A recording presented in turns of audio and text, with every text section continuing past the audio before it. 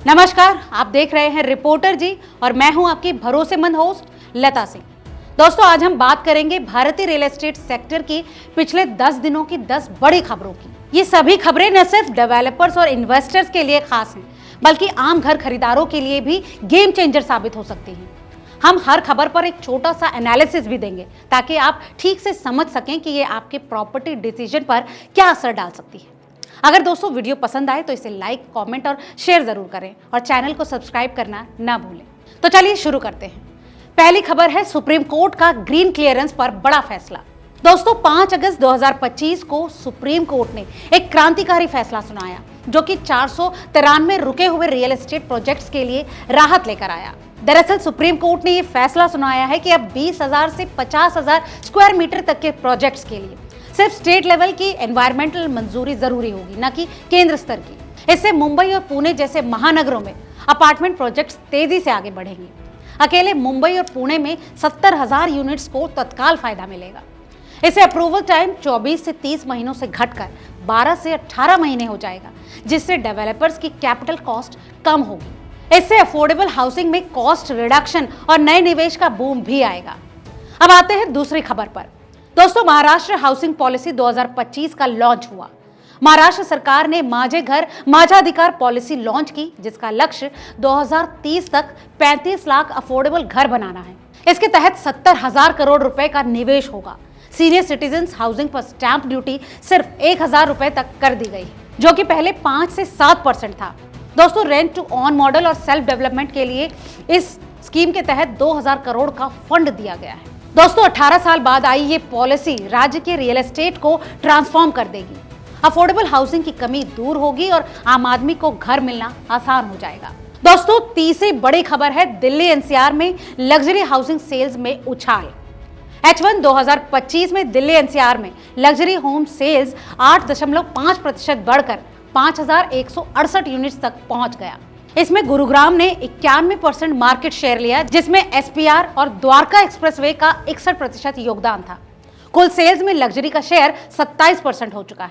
दोस्तों, इसके अलावा प्रीमियम इंफ्रास्ट्रक्चर और बढ़ती आय से लग्जरी में बूम हो रहा है, लेकिन अफोर्डेबल सेगमेंट में क्राइसिस गहरा रहा है। मार्केट में पोलराइजेशन साफ दिख रहा है। अब आते हैं चौथी बड़ी खबर पर। यह है हाउसिंग प्राइसेस इंडेक्स में स्थिरता के संकेत। दोस्तों, मार्च 2025 तक 13 प्रमुख शहरों का हाउसिंग प्राइसेस इंडेक्स 132 पहुंच गया, जिसमें सालाना 8 पॉइंट्स की बढ़ोतरी हुई। दिल्ली एनसीआर में 42 पॉइंट्स जंप देखा गया, वहीं बेंगलुरु में 29%। दरअसल 1 BHK की डिमांड 3 BHK से ज्यादा बढ़ रही है। प्राइसेस स्टेबल हो रहे हैं, लेकिन प्रीमियर लोकेशंस में डिमांड प्रेशर बरकरार है। ये मिडिल क्लास के लिए वार्निंग है। इसका मतलब साफ है कि अफोर्डेबिलिटी घट रही है, इसीलिए छोटे घरों की तरफ रुझान बढ़ा है। दोस्तों, पांचवी बड़ी खबर है यूपी सरकार की को डेवलपर पॉलिसी का असर। नोएडा अथॉरिटी ने स्टॉल्ड प्रोजेक्ट्स के लिए को डेवलपर पॉलिसी अप्रूव कर दी। उदाहरण के लिए नीब्स प्रोजेक्ट ने सनवर्ल्ड एरिस्ता में 80 करोड़ निवेश कर रिवाइवल शुरू किया। 25% अपफ्रंट पेमेंट से प्रोजेक्ट्स रेगुलराइज होंगे। दरअसल ये NCLT से तेज समाधान है, जो कि होम बायर्स को जल्दी पोजीशन देगा। दरअसल ये दूसरे राज्यों के लिए तो बेंचमार्क बनेगी, लेकिन लैंड प्राइसेस बढ़ने से इन्वेस्टर्स को तो फायदा होगा, लेकिन बायर्स के लिए ये एक चैलेंज है। अब बात करते हैं छठी बड़ी खबर की। दोस्तों, गांधीनगर में पहला प्रॉपटेक एक्सपो। अगस्त 2025 में गांधीनगर में देश का पहला प्रॉपटेक एक्सपो हो रहा है। दोस्तों, इस एक्सपो में AI powered search, blockchain transactions, VR tours और IoT स्मार्ट होम्स जैसी टेक्नोलॉजीज शोकेस की जाएंगी। इस एक्सपो में 30 से ज्यादा कंपनियां हिस्सा लेने वाली हैं। इतना ही नहीं, ये रियल एस्टेट की डिजिटल ट्रांसफॉर्मेशन का एक माइलस्टोन होने वाला है।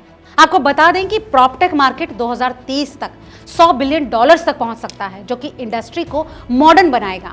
दोस्तों, सातवीं बड़ी खबर है होम लोन रेट्स में बड़ा कंपटीशन। अगस्त 2025 में होम लोन रेट्स में कंपटीशन बढ़ गया। बजाज हाउसिंग फाइनेंस 7.35% पर सबसे कम रेट दे रहा है, वहीं ICICI बैंक 7.70% और HDFC 7.90% पर RBI के रेपो रेट होल्ड के बावजूद रेट्स घटा रहा है। दोस्तों, लिक्विडिटी सरप्लस और कंपटीशन से फेस्टिव सीजन में बायर्स को गोल्डन चांस मिलेगा। इसका सबसे बड़ा फायदा मिलेगा फर्स्ट टाइम बायर्स को। पब्लिक सेक्टर बैंकों में NPA में ऐतिहासिक कमी आई। मार्च 2021 के 9.11% से घटकर ये मार्च 2025 में ग्रॉस NPA 2.58% रह गया। दरअसल ये 6.17 लाख करोड़ से घटकर 2.8 लाख करोड़ रह गया। हालांकि डिजिटल प्लेटफॉर्म से रिकवरी तेज हुई है। आईबीसी फ्रेमवर्क की सफलता से बैंकिंग हेल्थ बेहतर हुई है, जिससे रियल एस्टेट फाइनेंसिंग आसान होगी और क्रेडिट फ्लो बढ़ेगा। दोस्तों, 9वीं बड़ी खबर थी जीएसटी अमेंडमेंट 2025 का रियल एस्टेट पर असर। अप्रैल 2025 में जीएसटी में बदलाव हुआ। ट्रांजैक्शन के लिए अब इनपुट टैक्स क्रेडिट खत्म, जिससे डेवलपर्स की कॉस्ट बढ़ी। दोस्तों, इसका मतलब है कि अंडर कंस्ट्रक्शन प्रॉपर्टीज पर 1% और 5% जीएसटी बरकरार है। दोस्तों, ये खबर डेवलपर्स के लिए एक सेटबैक है, तो वही कॉस्ट अब बायर्स पर पास होगी, जिससे प्राइसेस और बढ़ेंगे। और अब 10वीं और आखिरी खबर, टाटा हाउसिंग की मार्केट में धमाकेदार री एंट्री। दोस्तों, टाटा हाउसिंग ने Gurugram gateway project sold out किया है। प्रीमंती और वैल्यू होम्स में स्ट्रॉन्ग डिमांड बढ़ी है और अपॉर्चुनिटी फंड एक्टिव हुआ है। दरअसल ब्रांडेड प्लेयर्स की वापसी से मार्केट कॉन्फिडेंस बढ़ेगा। प्रीमियम सेगमेंट में कंपटीशन से कस्टमर्स को फायदा मिलेगा। दोस्तों, कुल मिलाकर ये खबरें दिखाती हैं कि लग्जरी सेक्टर में बूम है। टेक्नोलॉजी और रेगुलेटरी क्लैरिटी बढ़ रही है, लेकिन अफोर्डेबल हाउसिंग की समस्या गहरा रही है। अगर आप भी प्रॉपर्टी खरीदने की सोच रहे हैं तो इन ट्रेंड्स को ध्यान में रखें। कमेंट में जरूर बताएं कि आपको कौन सी खबर सबसे इंटरेस्टिंग लगी। अगर आप रियल एस्टेट से जुड़ी खबरों में दिलचस्पी रखते हैं तो रिपोर्टर जी चैनल को सब्सक्राइब जरूर कर लें।